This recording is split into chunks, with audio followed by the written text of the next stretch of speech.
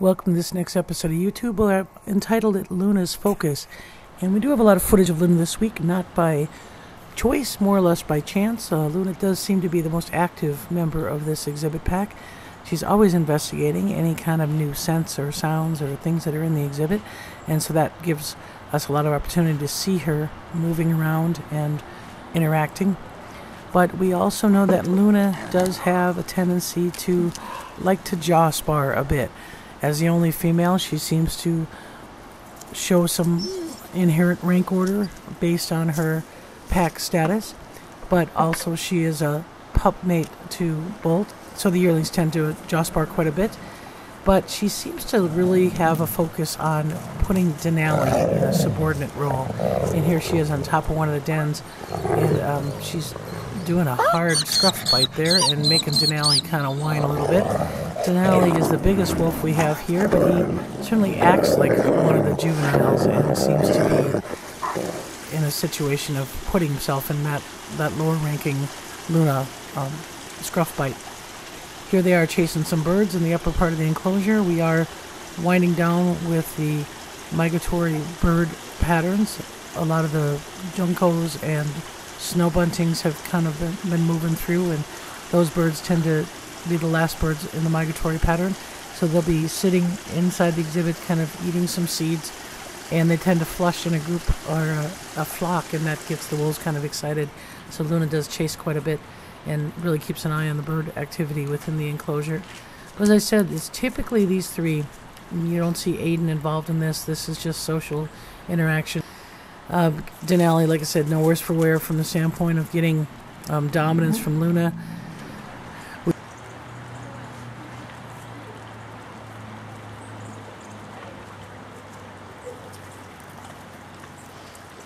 We do make sure that there's multiple feedings this time of the year when things are cooling off a little bit. And here are a pair of deer legs that were fed in the middle of the week. And Luna takes possession of them first and does a little bit of threat display actually towards me and the camera when I come over to film her. So she's sitting on them or sitting by them and then doing some vocalization to let me know that I'm coming a little bit too close for her personal comfort. When we're filming, again, we always try to make sure that we don't disrupt the wolves a bit, so we'll zoom in but not come any closer. That threat display can get a little intense, even towards handlers. As a matter of fact, though, Denali had followed me over, so it was a little bit more directed at Denali than it was at me. But she will do guard and possess food.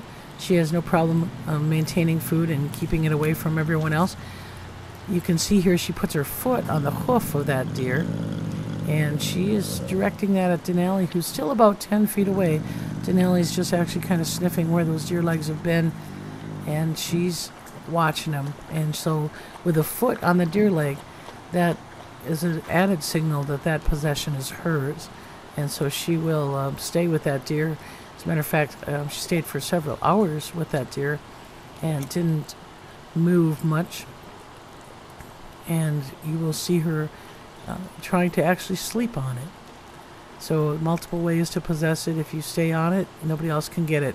So she's trying to sleep here a little bit, but you notice her ears are pricked and turned to the side. She's alert and not feeling all that comfortable.